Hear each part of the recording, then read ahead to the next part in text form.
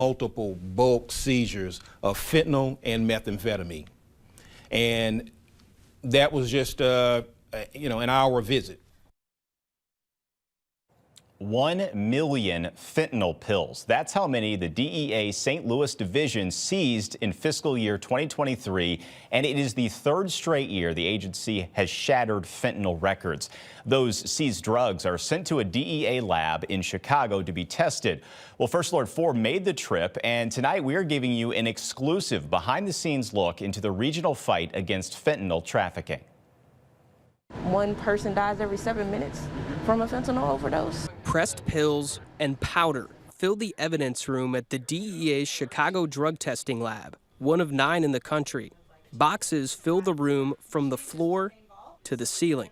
100 times more potent than morphine. Chemists like Jaslyn Murphy test the seized drugs. Usually the fentanyl that we get in will be in a powder form. I'm going to take a small portion of this sample. Here she's doing what's called a marquee test, mixing suspected fentanyl powder in a solvent to see if it changes color. It's changing to orange, which can be an indication of fentanyl.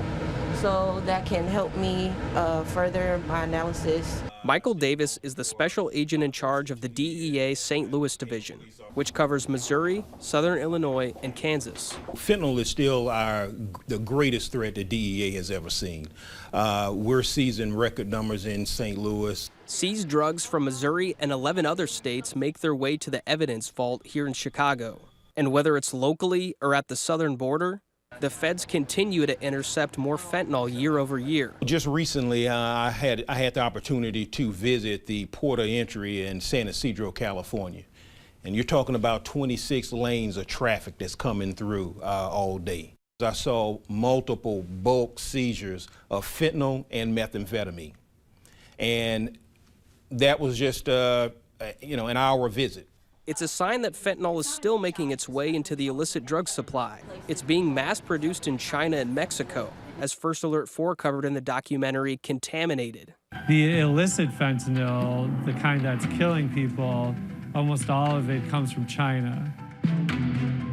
Fentanyl is made in China for the same reason so many other things are made in China. It's made, very cheaply over there. What's happening is China is providing the precursor chemicals. These precursor chemicals usually end up in Mexico. And in Mexico, that's where you have all of your clandestine labs. And the precursor chemicals are used to make the finished product. At some point during the distribution process, it hits our interstate system, head eastbound, all throughout the United States, different large cities like St. Louis and Kansas City. A common form of fentanyl seen in DEA testing labs is pressed pills made to look like M30 oxycodone tablets. When we talk about M30s, we're talking about the actual logo that's on the tablet. So if you look real close, you can see the M on the other side, you see the line, and then the little number 30. A legitimate M30, blue M30 tablet contains 30 milligrams of oxycodone. These are pressed with the same imprint, but they don't contain oxycodone. Typically, they contain fentanyl. This color is a little bit off. To the naked eye, the pressed pills are often hard to tell apart from the legitimate ones. If they get the color right, it's pretty hard.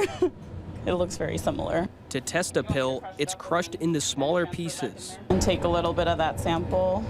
Then it'll be dissolved in methanol and filtered into a vial. Now there's a sample to test. I analyzed 8 tablets from this exhibit already, and they do contain fentanyl. The analysis can then be used to prosecute fentanyl trafficking cases. But despite increased enforcement, overdose deaths continue to rise. In 2022, it reached the highest total ever. We had over 110,000 overdose deaths and poisonings in the United States. Over 2,100 in the state of Missouri.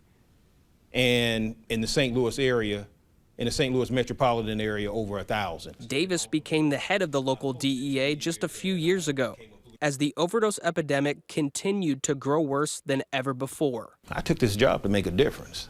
This job means a lot to me. And of course now, especially now, First Alert 4 is digging deeper into the growing fentanyl crisis. This Thursday at 6:30, we're going to have a special Combating the Crisis, a roundtable on fentanyl. You are going to hear from experts, former users, and family members of victims in this ongoing crisis.